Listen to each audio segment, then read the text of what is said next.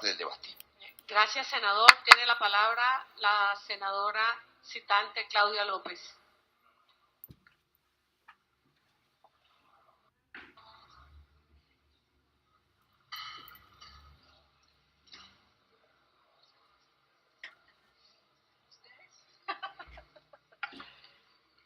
Buenas tardes a todos los senadores, a las senadoras, a los colombianos que nos siguen por el canal institucional. Le agradezco muchísimo a los señores funcionarios que nos acompañan. También le hago un reconocimiento a los funcionarios de las diferentes entidades de Agricultura, de Planeación Nacional, de Hacienda, de todas las entidades públicas que con mucha dedicación y compromiso atendieron nuestros requerimientos múltiples de información para poder preparar este debate. Al senador Roy Barreras, presidente de nuestra comisión, y a todos los miembros de la Comisión de Paz por su voto de confianza y generosidad para, en su nombre, adelantar este debate. Yo quisiera agregar a lo dicho por el senador Barreras un ejercicio de investigación muy riguroso que hemos adelantado en el último mes y medio, básicamente. Queremos empezar por decirle al Gobierno Nacional, a los colombianos, a este Congreso, que si quisiéramos realmente tener una política integral de paz, el Gobierno Nacional debe prepararse para intervenir en 3 grupos de municipios, 3 tipos de paces. La paz que requerirán las áreas metropolitanas, las grandes ciudades, donde no hay FARC, y no hay ELN, y no hay operaciones, y no hay bombas, y no vivimos los rigores de esa guerra, pero sí vamos a sentir las secuelas de esa desmovilización. Aprendiendo las lecciones de otros países de Centroamérica, no podemos descuidar el ámbito de la seguridad ciudadana, muy importante si queremos construir un país en paz. Ese será un paquete de municipios. Colombia tiene menos de 40 municipios de más de 100.000 habitantes. Ese grupo de municipios requiere una atención especial del Gobierno Nacional. Hay otro grupo de municipios, aproximadamente unos 600 municipios, entre municipios rurales, municipios semiurbanos, ciudades intermedias, que no son tampoco el corazón del conflicto armado, pero igualmente son el eslabón que une, senador Andrade, a esa Colombia rural, profunda, muy victimizada por el conflicto, con esa Colombia citadina, urbana, que goza de instituciones. Ellos sirven de amortiguación, no están en el peor nivel de atraso ni de pobreza, pero sin duda sirven de conexión entre esas 2 Colombias y requerirán también un plan especial de paz. Pero lo que la Comisión de Paz quiere apadrinar, volverse el representante en este Congreso, es de los 368 municipios, señores ministros, funcionarios, apreciados colegas, de los 368 municipios más victimizados por la guerra, que han visto el rigor del conflicto y padecido el rigor del conflicto de las FARC, del ELN y de las BACRIM. Es allí, en esos 368 municipios, donde viven 15 millones de colombianos, 10 millones de ellos rurales, de la Colombia rural más afectada. Es allí donde queremos concentrar nuestros esfuerzos, nuestros cálculos, nuestras inversiones y nuestra representación política. Por Medellín o Antioquia o Cali surgirán cientos de voces en este Congreso y en las demás instancias de la sociedad para reclamar lo que se necesite en materia de paz y desarrollo. Por otras ciudades intermedias que no han vivido necesariamente el conflicto muy duro, por Pereira, por Manizales, por Armenia, para dar solo unos ejemplos. Habrá cientos de voces que reclamen las inversiones del posconflicto. Pero por los departamentos como Caquetá, Arauca, Guaviare, Chocó, Cauca, Putumayo, Cesar, Meta, Nariño, Guajira, Vaupés, en donde el más del 50% de sus municipios, más del 50% de su población ha estado duramente afectada por el conflicto.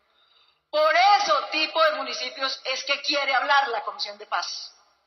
por ese tipo de departamentos, por esos colombianos que tienen subrepresentación política, altísima pobreza, desconexión del país por donde quiera que uno lo mire, físicamente en vías, socialmente en infraestructura social, económicamente en empleo digno y decente.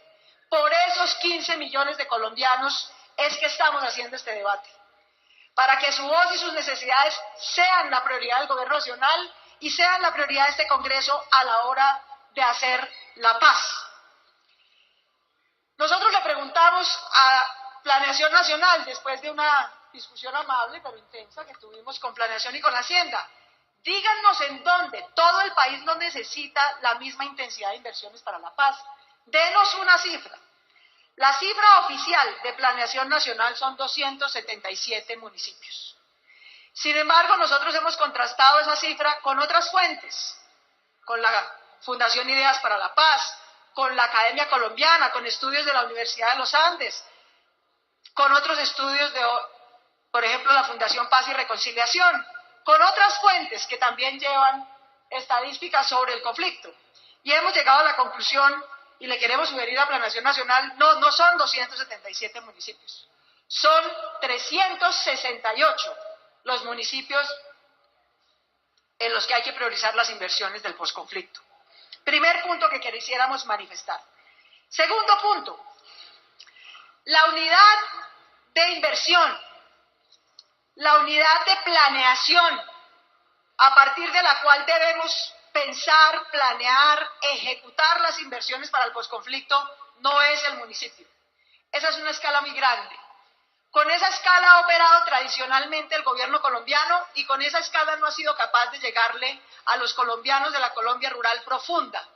Tenemos que cambiar de escala. Y ese es un gran desafío. Los ministerios, debo decir, muchos casi no nos pueden dar información porque no la tienen municipalizada. El desafío del posconflicto es que el Estado colombiano aprenda a planear y a invertir tomando como unidad el centro poblado y la vereda. Colombia tiene 9.134 centros poblados. Colombia tiene 87.342 veredas rurales. Es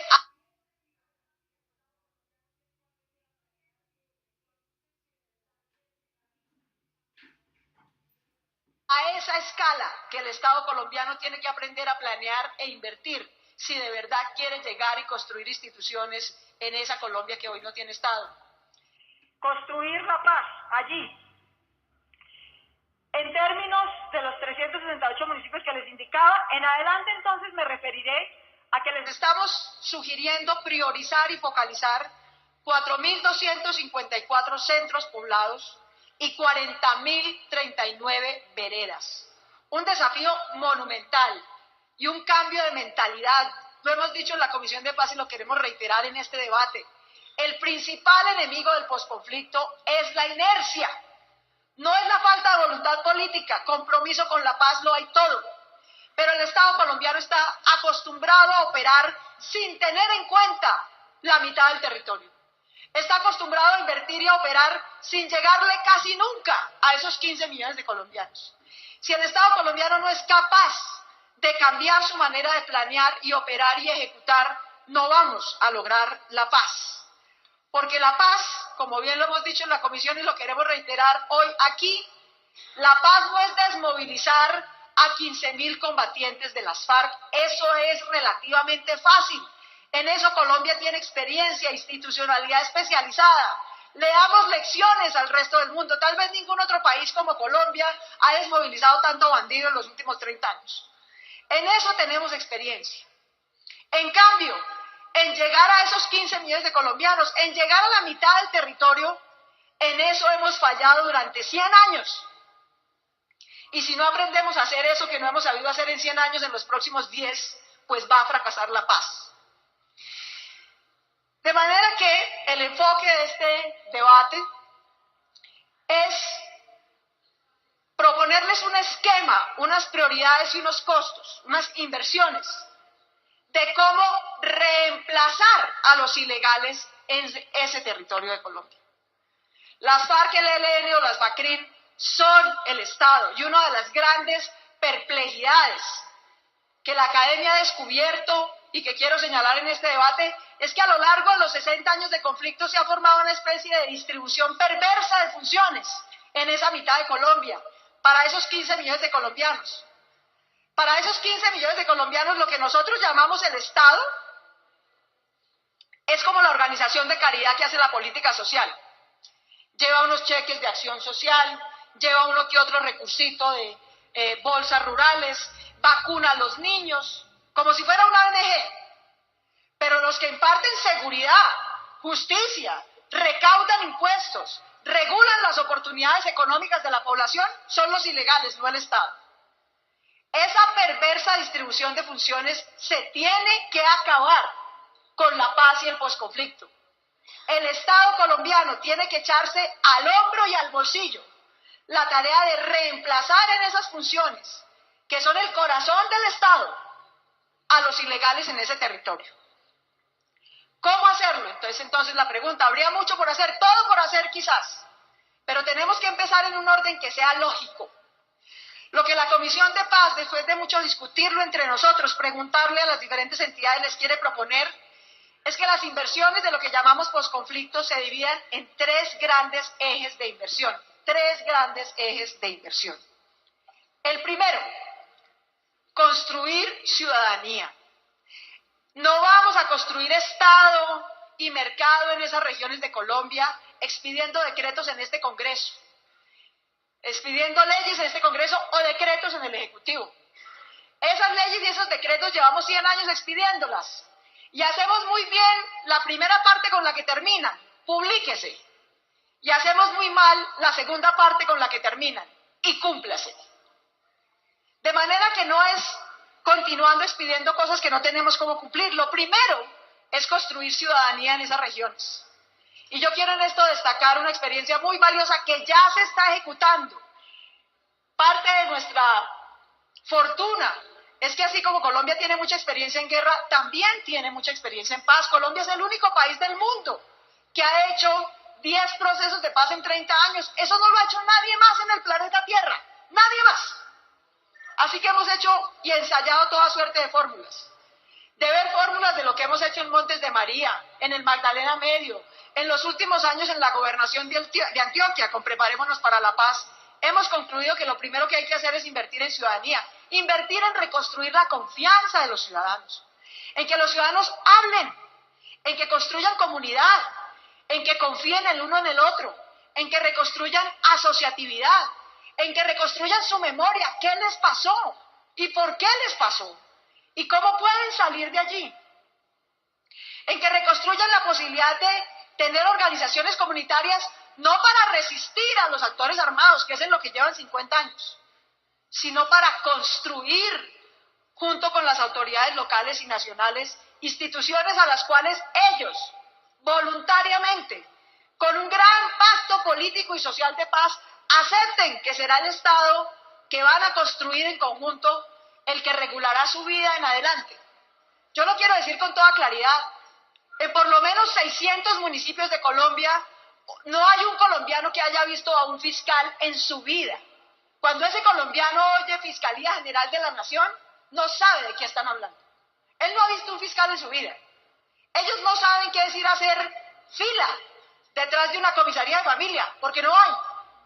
Ellos no saben qué es que un comisario o un juez o un fiscal resuelva un conflicto de propiedad de tierras, porque eso lo resolvían unos señores con un fusil y un brazalete. Construir Estado es convencer a esa ciudadanía, acordar con esa ciudadanía que haga la fila para recibir justicia, que haga la fila para recibir inversiones, con la confianza de que detrás de esa fila habrá un Estado que responda, habrá un Estado que tenga instituciones locales. Eso no cuesta mucha plata. Hemos hecho un cálculo de 20 millones de pesos por vereda para este tipo de iniciativas ciudadanas. Nada. Eso sumaría 800.000 millones de pesos en 10 años. Nada, un pelo en un gato. Pero la capacidad de construcción social, ciudadana y de organización que tendría ese fondo de iniciativas ciudadanas para la paz sería enorme. Y en esto queremos proponerle, no sé si todavía está por acá el ministro del Interior, que nos acompañaba hasta hace poquito, Hay un pequeño fondo, si uno mira, digamos, lo que tiene hoy el Ministerio del Interior, tiene un fondo para la participación ciudadana y el fortalecimiento de la democracia. ¿Saben cuánto tiene hoy en día para todo el país? 700 millones de pesos. 700 millones de pesos. Eso es todo lo que el Estado colombiano le dedica a invertir en fortalecimiento de ciudadanía en el país. Así no podemos construir paz. Ese fondo tendrá que pasar a tener siquiera 80.000 millones de pesos en un año, por año, para cubrir los 368 municipios, las 40.000 veredas de las que estamos hablando. Ese es el primer paso y en eso no hay que equivocarse. El primer paso no es mandar un jurgo de contratistas, ni unas retroexcavadoras a que abran trochas, ni unos asistentes agropecuarios con las mejores intenciones. El primer paso de la paz es construir ciudadanía. Es recordarle a esos colombianos que son sujetos de deberes y de derechos. Es pedirles perdón. Es permitirles reconstruir su memoria. Es permitirles volver a asociarse. Es permitirles volver a ejercer veeduría ciudadanía. Es permitirles volver a tener voz y voto para controlar a las autoridades locales, para hacer presupuesto participativo local, para vigilar las inversiones. Eso no se da por generación espontánea. Eso lo sabe muy bien el DPS, la Agencia Nacional para la Pobreza. Saben que hay que empezar por ahí o la plata se pierde. Si no hay ciudadanos que reciban y vigilen las inversiones, no hay posibilidades de construir Estado. Eso es lo primero. Senadora, perdón un momentico, vamos a aprobar la sesión permanente. Claro que sí. ¿Aprueba? Sí, la aprueba, señora presidenta. Gracias. Sí, continúe, Gracias, señora presidenta, muy amable. El segundo punto, el segundo eje de las inversiones que les queremos proponer, y el orden no es caprichoso, y esto va a sonar un poco tecnocrático, pero no tiene nada de tecnocrático, es absolutamente estratégico. Yo he dedicado los últimos 4 años de mi vida, cuando me cansé de investigar bandidos, me dediqué a tratar de investigar cómo podemos reemplazar a esos bandidos. ¿Cómo logramos que no sean tan influyentes las FARC, ni el ELN, ni los narcos, ni los paramilitares? No puede ser que los demás, los colombianos decentes, que somos la inmensa mayoría de este país, no seamos capaces de domesticar a esos tipos en unas regiones de Colombia. Así que lo segundo que logré investigar en estos años y que quiero compartir con ustedes, luego hemos compartido en la Comisión de Paz, la filosofía del Estado colombiano desde Alberto Lleras Camargo, primer presidente del Frente Nacional, que por primera vez se tuvo que enfrentar en el siglo XX a un país devastado por una guerra, totalmente devastado, en un país que tenía el 10%, digamos el 15% o 20% de la población colombiana de hoy tenía 350.000 asesinatos. Ese fue el país totalmente devastado al que se enfrentó el presidente Alberto Lleras Camargo. Y desde él hasta hoy, la filosofía del Estado colombiano ha sido: hay que llevar el Estado a las regiones, hay que llevar el Estado. Y entonces organizan toda suerte de paquetes. Planación Nacional contrata a unos muchachos maravillosos, inteligentísimos en las mejores universidades de Colombia. Hemos enriquecido a Bianca, pagando tiquetes y a Satena, mandando funcionarios a que llenen Excel, les llenen fichas, capaciten a funcionarios que despiden a los 6 meses. Conocimiento que se pierde. Señoras y señores congresistas, colombianos todos, entendamos una cosa de una vez por todas si no queremos fracasar en este posconflicto. El Estado no se lleva.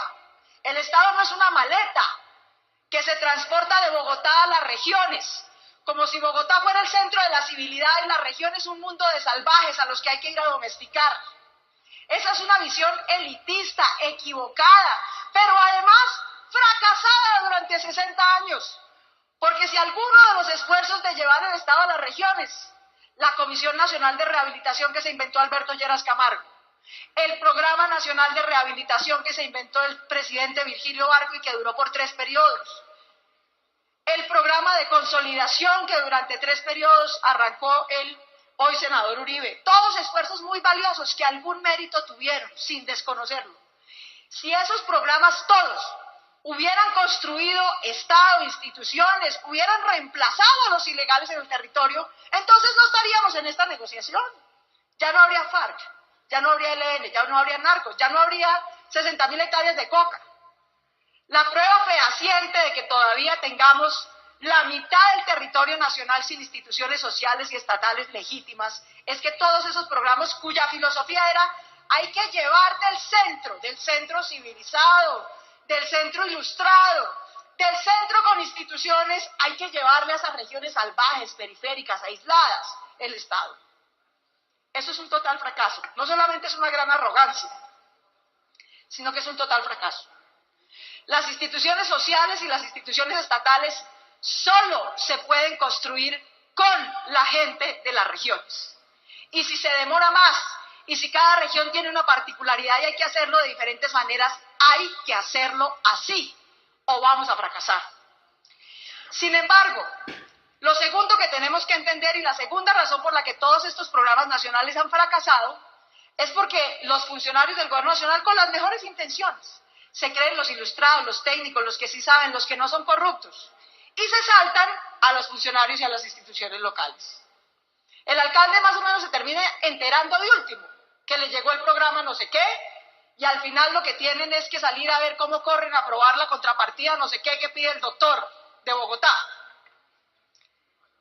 Tenemos que acabar esa lógica de intervención. Tenemos que entender que Estado en los municipios es la alcaldía. No es el funcionario del DPS, ni el delegado de consolidación, ni el técnico agropecuario. No. El Estado, el que se va a quedar allí, el que va a representar las funciones estatales básicas es la alcaldía. Y por lo tanto tenemos que fortalecer a esa alcaldía, que ha sido incapaz todas las evaluaciones de descentralización que hemos leído nosotros en estos últimos 30 años. Dicen que una de las razones por las que no hemos obtenido con la descentralización los resultados que esperábamos es porque los municipios son muy débiles institucionalmente. Y lo citamos como frase de cajón en todos los estudios. Es hora de acabar con esa debilidad y de invertir en el fortalecimiento institucional de nuestros municipios.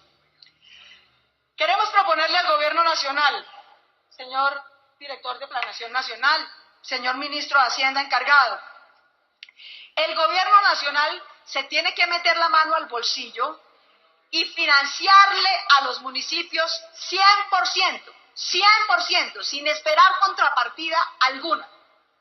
Por lo menos las siguientes 4 cosas. Primero, la formación y actualización de su catastro.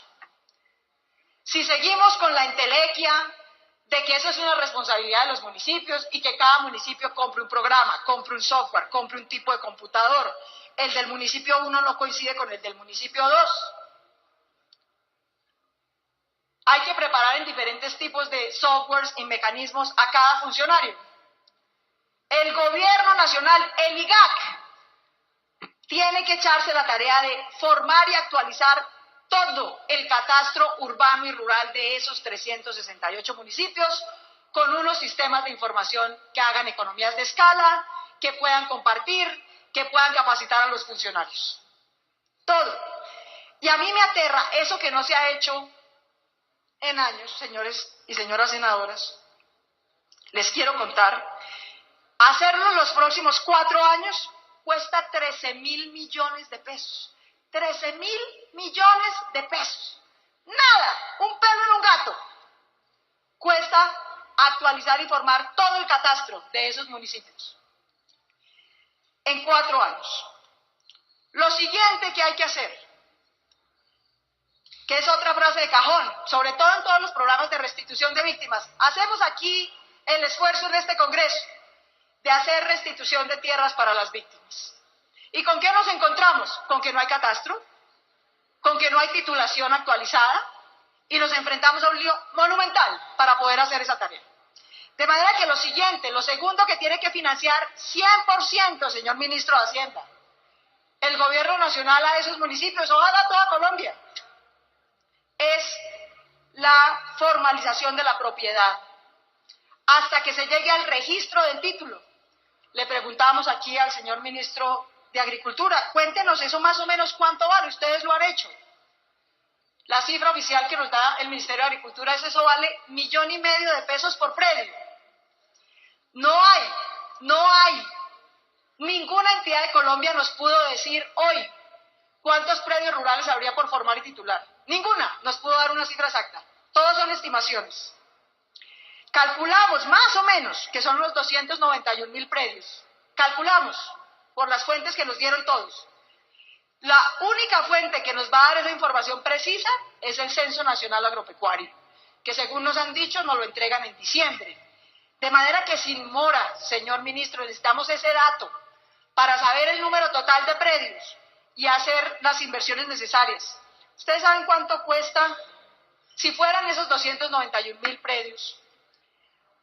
Actualizarlos hasta registrarlos, que es lo que hace el ministerio hoy, cuesta 109.000 millones de pesos. 109.000 millones de pesos cuesta formalizar y titular la propiedad rural colombiana en esos 368 municipios. Lo que es una miserableza es que el Estado colombiano no haya hecho eso por esos 15 millones de colombianos antes. Pero bueno, más vale tarde que nunca. ¿Por qué esos dos pasos? Porque lo que nosotros necesitamos son municipios que tengan la capacidad de recaudar recursos propios. Pero no van a poder recaudar recursos propios, sobre todo el predial, que es el principal recurso de cualquier alcalde y cualquier municipio, si no tienen catastro y si no tienen titulación de la propiedad, porque no van a saber ni qué predios tienen ni a quién tienen que cobrarle. El tercer paso, entonces, es fortalecer la capacidad tributaria de esos municipios, señor ministro de Hacienda. Entonces, iba en orden. El IGAC debe pagar 100%, sin cuentos, el catastro. El Ministerio de Agricultura debe pagar 100% la formalización de toda esa titularidad de tierra rural. Punto. La contribución del Ministerio de Hacienda, de su presupuesto de inversión, debería ser crear el equipo mínimo de personal bien reclutado por razones meritocráticas, bien evaluado, que no coja un alcalde pues y lo vote cada 6 meses porque no le ayudó con los votos de la elección de no sé qué cosa. Mire, una alcaldía no necesita 100 técnicos. Una alcaldía de la Colombia rural necesita 10 técnicos, con eso volaría. 10 técnicos que sepan leer el catastro, formular proyectos, sacar las facturas del predial, formular proyectos de inversión. Eso no es, pues, hacer un DNP en cada municipio. Eso es hacer una pequeña tecnocracia mínima, pero estable, bien paga, bien entrenada, que administre esas funciones. Lo que es exactamente la plataforma, digamos, tecnológica para hacer el fortalecimiento tributario, eso ya lo han hecho en pilotos el DNP y consolidación territorial. Ya hay experiencias de cómo se hace eso en los municipios. Por ejemplo, en Santander de Quilichao ya se ha hecho, en Vistahermosa en el Meta ya se ha hecho, en Florida y Pradera en el Valle ya se ha hecho, en Caucasia, en Antioquia ya se ha hecho. O sea, no estamos inventándonos estas cifras de cero. Hacer eso por municipio cuesta en total 482 millones de pesos por municipio. Dejarlos como un lulo, que tengan la capacidad de recaudar sus propios impuestos, que tengan la información, el personal, los equipos. Esa es la inversión que le estamos pidiendo al Ministerio de Hacienda que ponga de su presupuesto de inversión. Esos serían 44.000 millones de pesos dirigidos a esos municipios. Y en el caso de formar los equipos de personal, digamos, el mini DNP, digámoslo de esa manera, que pueda administrar esos municipios, eso cuesta, doctor Simón Gaviria, 5.800 millones de pesos. ¡Nada! Pero eso no es reclutando profesionales maravillosos, eso es combinando profesionales de universidades citadinas que quieran irse a trabajar en esos municipios, pero sobre todo contratando gente de los municipios. En todos los municipios de Colombia hay profesionales y técnicos, en todos. Necesitamos ofrecerles esa oportunidad de empleo por concurso, con condiciones laborales acertadas, estables, con evaluaciones, para saber que lo están haciendo bien. Eso no cuesta nada. Si uno suma, les voy a hacer la suma, esto creemos que tiene que ser una responsabilidad hecha a 4 años, a 4 años. Hacer esto en 4 años para esos 40.000 veredas, para esos 368 municipios, cuesta 691.000 millones de pesos. 691.000 millones de pesos. ¿Cuánto es el presupuesto del DPS hoy, doctora Tatiana? Solo el DPS tiene 11 billones de pesos. ¿Cuánto es el presupuesto? Me dicen las cifras del Ministerio de Hacienda. Yo sé que hay muchas cosas sumadas, pero digamos, el presupuesto de inversión del DNP son 682.000 millones de pesos. O sea, hacer Estado en 328 municipios cuesta lo que cuesta el presupuesto de una entidad del Gobierno Nacional, el DNP. Yo creo que los municipios de Colombia, y así lo cree la Comisión de Paz, se merecen esa inversión, necesitan esa inversión en construir institucionalidad local, institucionalidad que ahora sí, resumamos, va a tener el equipo técnico mínimo suficiente para hacer proyectos de inversión, va a tener el catastro y la titularidad de los predios para poder recoger predial, va a tener cómo hacer presupuesto participativo local con sus comunidades, va a tener cómo poco a poco ir recuperando la base económica de los municipios. Porque toda la teoría económica y de ciencia política indica una cosa inefable, indiscutible. Y es que los municipios que progresan son los municipios que pueden maximizar vivir de sus propios recursos. No chillar por recursos del Gobierno Nacional, eso no es autonomía. Los municipios de Colombia no se pueden comportar como el adolescente malcriado, que quiere autonomía, pero con la producción económica de sus padres. No, lo que nosotros necesitamos es que los municipios de Colombia tengan cómo vivir de su economía, la que tengan, minera, ganadera, agropecuaria, de flores, la que tengan, pero que puedan vivir y recaudar recursos de esa economía. Que todos pongan y que todos tomen, una filosofía elemental. Perdón, senadora, ya se le acabó el tiempo. ¿Puede terminar en 10 minutos? Bueno, gracias. Ese era el segundo eje. Por razones de tiempo, entonces voy a avanzar al tercer eje. Perdón, voy a terminar este segundo eje. En construcción de Estado, entonces, aquí hay dos grandes cosas. Por un lado, fortalecer los municipios y las alcaldías locales con estas funciones. Y por otro lado, hacer lo que el Estado colombiano no ha hecho nunca, que es proveer seguridad y justicia pública. En este país a las élites les pareció muy rentable tener o pájaros, o chulavitas, o paramilitares, y si eran cofinanciados por los narcos, mejor porque salían más baratos. Y esa fue la forma de seguridad y justicia de facto que las élites le han dejado a las regiones. La subinversión de Colombia sistemáticamente en policías, en jueces, en fiscales para las regiones ha sido histórica y ha sido sistemática. Invertir en justicia es una de las cosas que más cuesta. Cuesta cerca de 1 billón de pesos al año. Uno se pone a mirar contra el presupuesto del Ministerio de Justicia hoy en día y lo que tendría que multiplicar como por 10 veces su presupuesto actual y dedicárselo todo a estos 368 municipios. Eso solo refleja esta condición histórica que les he dicho. Y es que no se invierte en seguridad y justicia en las regiones. Hay que ver, pues vayamos a Puerto Libertador, Córdoba, a ver pues cuántos jueces y fiscales encontramos. Ni uno. Pero eso sí encontramos BACRIN, eso sí encontramos FARC, y ellos son los que proveen seguridad y justicia. Yo hubiera querido que viniera el general Naranjo. Yo lamento mucho que el señor general Naranjo no haya hecho la tarea. Esto que estamos haciendo nosotros hoy, eso es lo que tiene que hacer el general Naranjo, decirle al país cómo va a ser el posconflicto. Yo lamento mucho que no le haya quedado tiempo, no solo de no hacer la tarea, sino de ni siquiera venir a escucharla, ya que no la pudo hacer. Pero ese modelo de seguridad y justicia es lo que hay que tener listo para poder reemplazar a esos ilegales en el territorio. Avanzo rápidamente entonces al último eje de las 3 prioridades que estamos proponiendo. El último eje es construir equidad e inclusión. Pero quiero ser clara.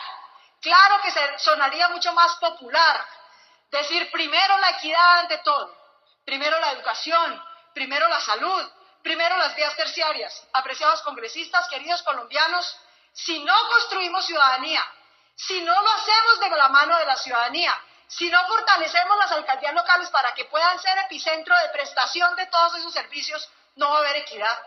No va a haber quien construya la equidad. La plata se va a ir a chorros a esos municipios y va a terminar perdida en mermelada, en corrupción, en bolsillos de contratistas inescrupulosos, frente a una comunidad que no tiene información, ni formación, ni capacidad de trabajo conjunto para controlarlos. Por eso el orden no es caprichoso.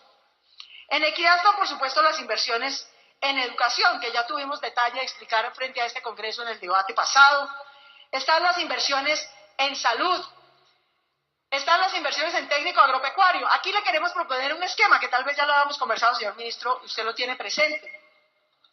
La verdad es que para poder hacer asistencia técnica agropecuaria acertada, oportuna y a tiempo, uno tiene que tener un técnico por máximo 50 familias campesinas.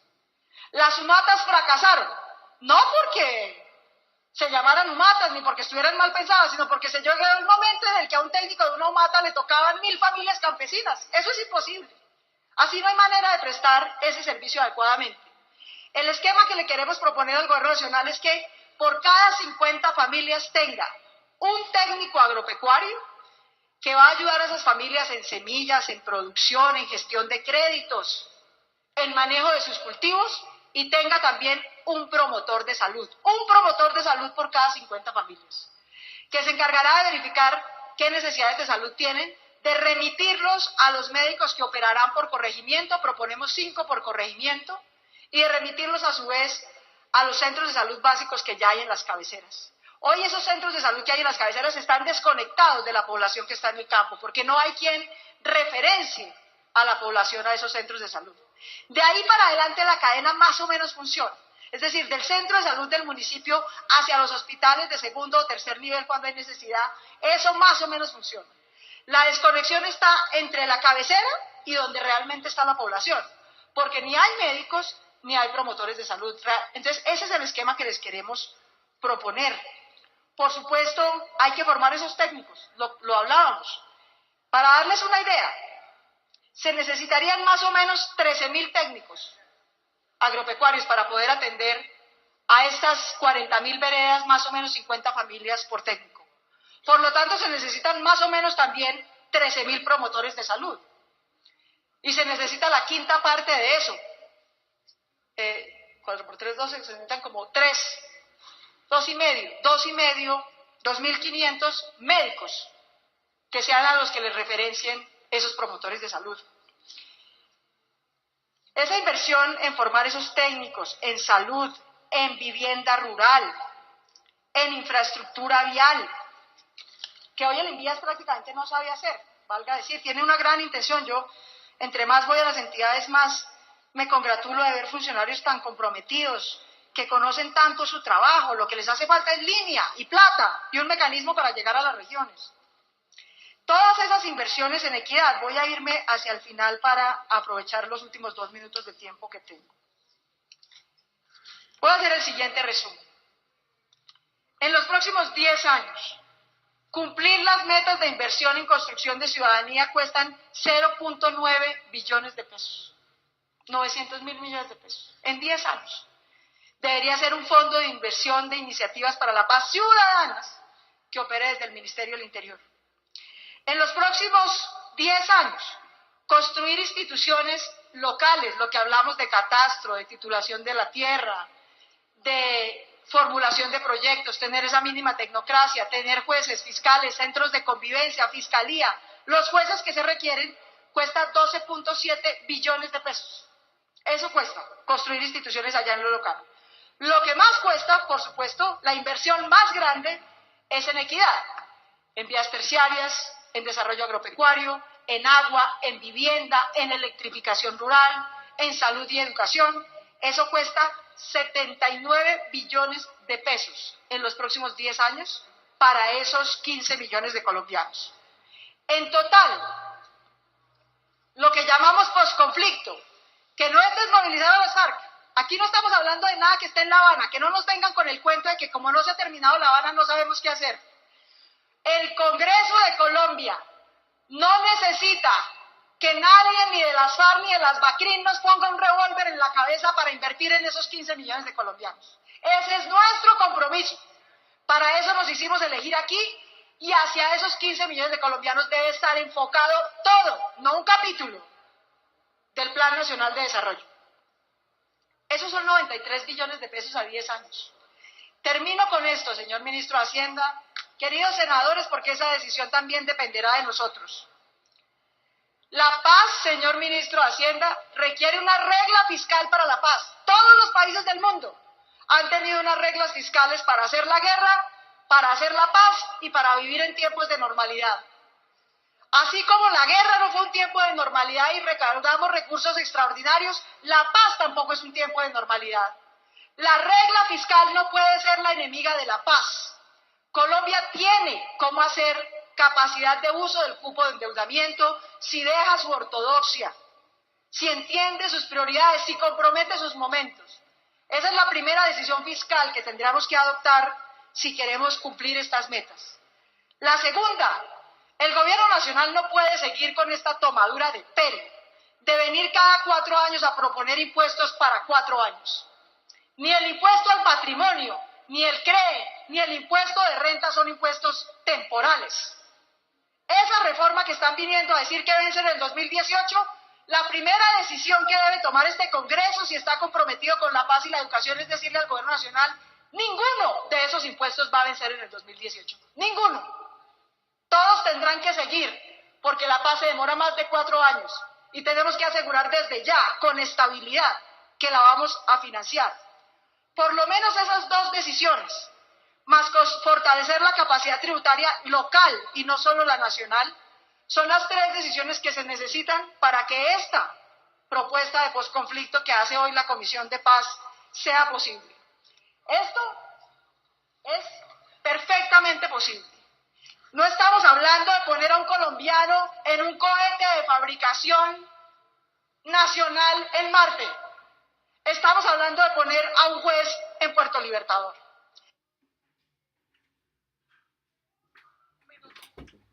Estamos hablando de poner maestros y promotoras de salud en San Vicente del Caguán.